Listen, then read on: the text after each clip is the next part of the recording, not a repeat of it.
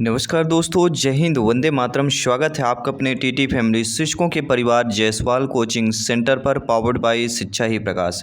दोस्तों, हम बात करेंगे सीटेट सीडीपी बाल विकास प्रैक्टिस सेट की बात करेंगे, जिसमें हम लाजवाब 30 प्रश्न करेंगे संपूर्ण सिलेबस के अकॉर्डिंग। इसके पहले 8 प्रैक्टिस सेट कंप्लीट कर चुके हैं, जिसका आई बटन पे ऑलरेडी लिंक दे दिया गया है। सारे प्रैक्टिस सेट, सारे practice paper free of cost है, क्योंकि यह राष्ट्र हित में टीटी फैमिली है, शिक्षकों का परिवार, आवर टीचर्स फैमिली है। तो आप सभी के लिए मॉक टेस्ट के रूप में है कि आपकी तैयारी कितनी है। अगर आज एग्जाम होता है तो 30 में से आपके कितने आंसर सही होते हैं। तो चलिए आइए जानते हैं 30 में से आपका स्कोर क्या है। सभी को कमेंट बॉक्स में अपना अपना फीडबैक शेयर करना है। 30 क्वेश्चनों की सीरीज में हमारी ये पहला प्रश्न है कि अधिगम का जो पठार है, यह अधिगम में अवरुद्ध वर्धन होता है, अधिगम में दोष होता है, अधिगम की समाप्ति होती है, अधिगम में अवरोध होता है। तो अपनी सीडीपी जांचिए, परखिए और चेक कीजिए 30 में से आपका सीटीपी में कितनी तैयारी हुई है। तो अधिगम का पठार है, इसमें पूछा जा रहा है। तो अधिगम का पठार क्या कहलाएगा, सभी लोग बताइए। सभी कमेंट कीजिएगा, सभी ब्रदर सिस्टर एंड टीचर्स, सभी मित्रों को जय हिंद, वंदे मातरम। साथियों, प्रत्येक भाई बहन गृहिणी सभी का वेलकम, अभिनंदन है। अधिगम के पठार की बात की जा रही है। अधिगम का जो पठार होता है वह अधिगम में अवरुद्ध वर्धन होता है। First option is the right answer हो जाएगा। इसके बाद दूसरा प्रश्न है, वह मापनी जिसमें अंतराल के समस्त गुण के साथ परम शून्य भी हो कहलाती है। नमित मापनी, क्रमसूचक मापनी, अंतराल मापनी या अनुपात मापनी की बात कर रहे हैं। सभी कमेंट कीजिएगा। मेरे प्यारे प्यारे भाइयों की प्यारी प्यारी बहनें गृहिणी, सभी कमेंट कीजिएगा। दोस्तों, वह मापनी जिसमें अंतराल के समस्त गुण के साथ परम शून्य भी हो, वह क्या कहलाती है? अनुपात मापनी कहलाती है। D option is the right answer. किसी भी प्रश्न पर अगर आपका डाउट है, बेफिक्र आप लोग कमेंट कर सकते हैं। देखिए, मापन के मुख्य 4 स्तर या प्रकार होते हैं। पहला होता है शाब्दिक या नमित मापनी होता है, दूसरा होता है क्रमिक मापनी, तीसरा होता है अंतराल मापनी और चौथा होता है अनुपात मापनी। अनुपात मापनी मापन का वह प्रकार है जिसमें अंतराल मापनी के समस्त गुणों के साथ परम शून्य भी होता है। तो डिटेल के साथ आपको यहाँ पे जानना है तो सारी क्लासेज आपकी इंपॉर्टेंट है, सारे प्रैक्टिस सेट आपके इंपॉर्टेंट है। प्लेलिस्ट बना दिया गया ऑलरेडी, प्लेलिस्ट चेक करना है, सारे प्रैक्टिस सेट अटेंड करना है।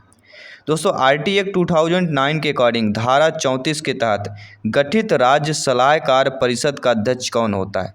मुख्यमंत्री, शिक्षा मंत्री, शिक्षा सचिव या मुख्य सचिव होता है? सभी लोग बताइए। जी हाँ, राइट टू एजुकेशन पॉलिसी जो 2009 है, उसकी धारा 34 के तहत गठित राज्य सलाहकार परिषद का अध्यक्ष कौन होता है?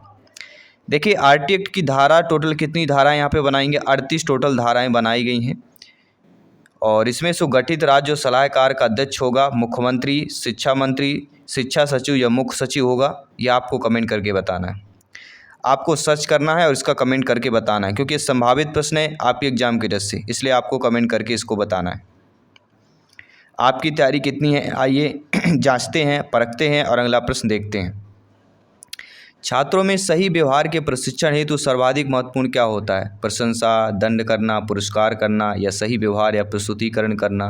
तो आप सभी लोग जानते हैं, अगर छात्रों में सही व्यवहार के प्रशिक्षण हेतु सर्वाधिक महत्वपूर्ण जो होता है वह होता है सही व्यवहार और प्रस्तुतिकरण होता है। D option is the right answer.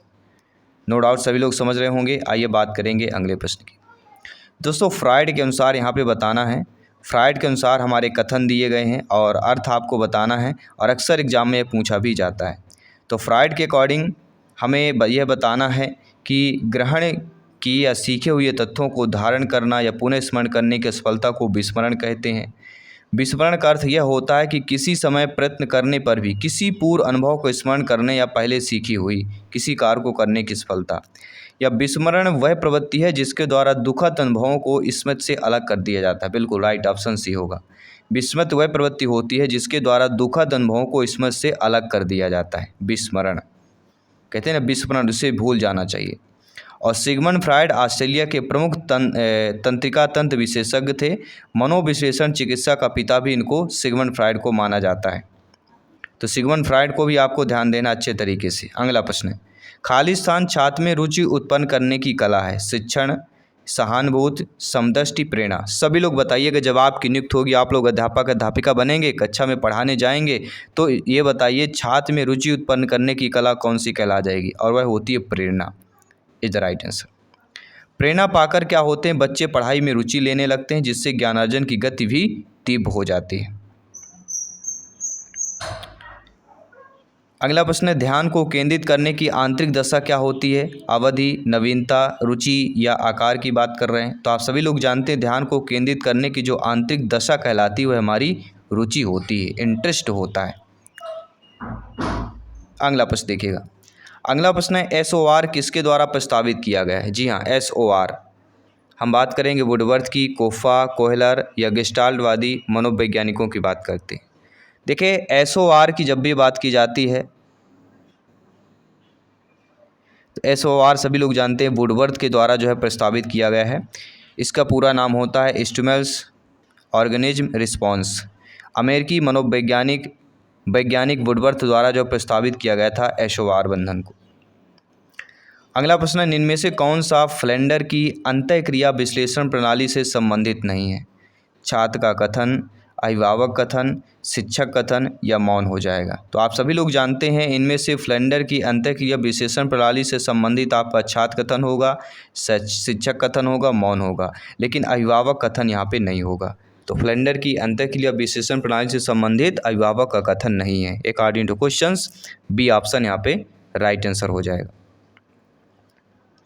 इसके बाद अगला प्रश्न आपको कह रहा है, स्किनर बॉक्स का प्रयोग किया जाता है, किसके लिए किया जाता है? शाब्दिक अधिगम के लिए, प्रसूत अधिगम के लिए, चालक अधिगम के लिए या आकस्मिक अध्ययन के लिए किया जाता है? तो सभी लोग बताइएगा स्किनर बॉक्स का प्रयोग किसके लिए किया जाता है? तो स्किनर बॉक्स का प्रयोग प्रसूत अनुबंधन के लिए किया जाता है। राइट ऑप्शन बी ऑप्शन यहाँ पे सही हो जाएगा। इसके बाद अगला प्रश्न साथियों, विकास की किस अवस्था में बुद्धि का अधिकतम विकास होता है? बाल्यावस्था, शैशवावस्था, किशोरावस्था, प्रौढ़ावस्था। देखिए शारीरिक विकास तो शैशवावस्था में होता है, लेकिन यहाँ पे बुद्धि के विकास की बात की जा रही है। ठीक है, तो बुद्धि के विकास हमारी कौन सी हो जाएगी? वह हो जाएगी 6 से लेकर 12 वर्ष की अवस्था अर्थात बाल्यावस्था की बात की जाती है।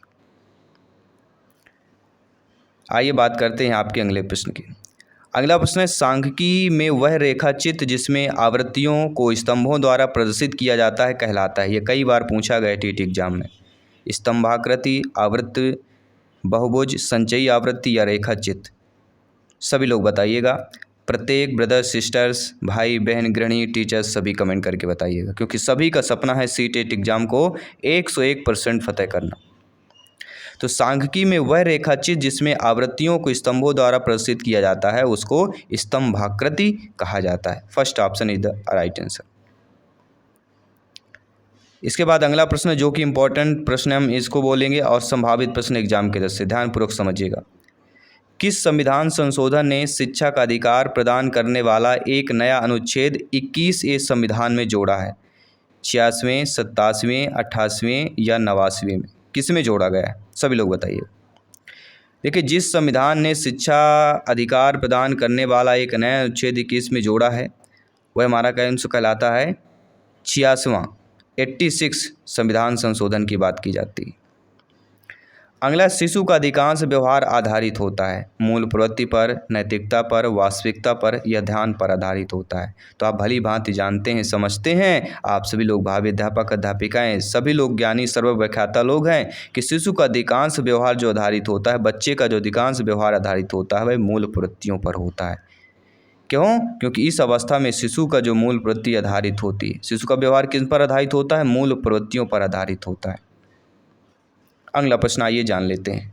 अधिगम में किसने प्रभाव का नियम दिया था? EP पॉलाव, स्किनर, वाटसन या थॉर्नडाइक मनोवैज्ञानिक? सभी बताइए। देखिए दोस्तों, जब भी हम प्रभाव के नियम की बात करते हैं, चाहे तत्परता के नियम की बात करें, चाहे अभ्यास के नियम की बात करें, एक ही नाम आएगा थॉर्नडाइक मनोवैज्ञानिक, जो कि मुख्य नियम के 3 भाग है, प्रभाव का नियम, अभ्यास का नियम, तत्परता का नियम। थॉर्नडाइक ने अधिगम के सीखने के 3 नियम, एक पहला तत्परता, प्रभाव और अभ्यास का नियम दिया गया है। और प्रभाव के नियम के अनुसार यह होता है कि हम उस कार्य को सीखना चाहते हैं जिसका परिणाम हमारे लिए हितकर होता है, और यही प्रभाव का नियम कहता है। यह आवश्यक नहीं है कि उच्च बुद्धि लब्ध वाले बच्चे भी उच्च होंगे। सृजनशीलता, अध्ययन, विश्लेषण करना या अच्छे अंक प्राप्त करना, तो यह आवश्यक नहीं है कि जो उच्च बुद्धि लब्ध वाले बच्चे भी उच्च होंगे। क्यों आवश्यक नहीं है? सृजनशीलता। फर्स्ट हाफ, क्योंकि किसी भी समस्या का संपूर्ण हल प्राप्त करने की योग्यता को बुद्धि कहा जाता है, जबकि नवीन उत्पाद और नवीन खोज करने की क्षमता को सृजनशीलता कहा जाता है। तो सृजनशीलता बुद्धि दोनों में आपने डिफरेंस जान लिया, अंतर समझ लिया। अगला है शिक्षण की अंतःक्रियात्मक अवस्था में मुख्य संक्रिया होती है, निदान की, प्रत्यक्षीकरण की, क्रिया प्रतिक्रिया की या उपयुक्त सभी की। तो शिक्षण की अंतःक्रियात्मक अवस्था में मुख्य जो संक्रिया होती है वह आपके क्रिया और प्रतिक्रिया की होती है। तो सभी लोग अच्छे तरीके से समझ चुके होंगे।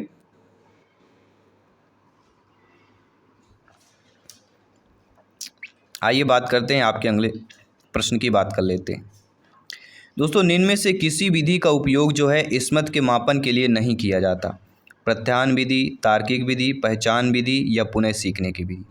देखिए, जिस विधि का उपयोग स्मृति के मापन के लिए किया जाता है वह प्रत्यायन विधि होती है, पहचान विधि होती है और मुख्य सीखने की विधि होती है।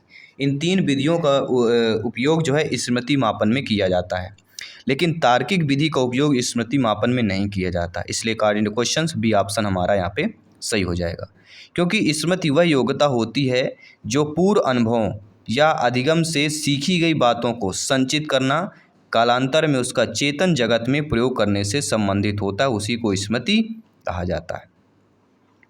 अगला है, निम्नलिखित में से कौन सा वृद्धि और विकास के सिद्धांतों से संबंधित नहीं है? देखिए, निरंतरता का सिद्धांत ये वृद्धि और विकास से संबंधित है, समन्वय का सिद्धांत, व्यक्तिकता का सिद्धांत, ये तीनों वृद्धि और विकास से संबंधित है। वृद्धि एक निश्चित सीमा समय तक होती है, लेकिन विकास जीवन पर्यंत चलता रहता है। लेकिन वर्गीकरण का जो सिद्धांत है साथियों, यह वृद्धि और विकास के सिद्धांतों से संबंधित नहीं है, क्योंकि वृद्धि एवं विकास जो है सतत चलने वाली एक ऐसी प्रक्रिया होती है जो बालक को असहाय शिशु से आत्मनिर्भर प्रौढ़ बना देती है। अब बात करेंगे आपके नेक्स्ट क्वेश्चन की। मनोविज्ञान का शिक्षा के क्षेत्र में सबसे बड़ा योगदान किसका होता है? विषय केंद्रित शिक्षा का, शिक्षक केंद्रित, क्रिया केंद्रित या बाल केंद्रित शिक्षा की बात करते हैं। तो मनोविज्ञान का शिक्षा के क्षेत्र में सबसे बड़ा जो योगदान होता है वह किसका होता है? बाल केंद्रित शिक्षा का होता है। D option is the right answer. आइए बात करते हैं आपके अगले प्रश्न की। अगला प्रश्न है, संप्रत्यय निर्माण का प्रथम सोपान कौन सा होता है? सामान्यीकरण, विभेदीकरण, प्रत्यक्षीकरण या पृथक्करण होता है। तो आप सभी लोग जानते हैं संप्रत्यय निर्माण का प्रथम सोपान हमारा कौन सा होता है? प्रत्यक्षीकरण is the right answer. C option is the right answer, क्योंकि संप्रत्यय अर्थात संकल्पना निर्माण के सोपान में प्रत्यक्षीकरण, विभेदीकरण, पृथक्करण और सामान्यीकरण। तो संप्रत्यय निर्माण का प्रथम सोपान कौन सा हो जाता है? प्रत्यक्षीकरण हो जाता है। अगला, कक्षा शिक्षण में पाठ प्रस्तावना सोपान सीखने के किस नियम पर आधारित होते हैं? प्रभाव के नियम, सादृश्यता के नियम, तत्परता का नियम या साहचर्य के नियम पर आधारित होते हैं। तो आप सभी लोग जानते हैं कक्षा शिक्षण में पाठ प्रस्तावना सोपान सीखने के लिए जिस नियम पर हमारी आधारित होता है, क्योंकि यहाँ पे पाठ प्रस्तावना सोपान की बात की जा रही है, इसलिए तत्परता का नियम यहाँ पे हो जाएगा। क्या हो जाएगा? तत्परता का नियम इज द राइट आंसर, क्योंकि तत्परता में कार्य करने की शक्ति निहित रहती है तथा साथ में तत्परता से सक्रियता भी बढ़ती है, इसलिए पाठ योजना में आपकी तत्परता की बात की जाती है। आइए बात करते हैं अगले प्रश्न की।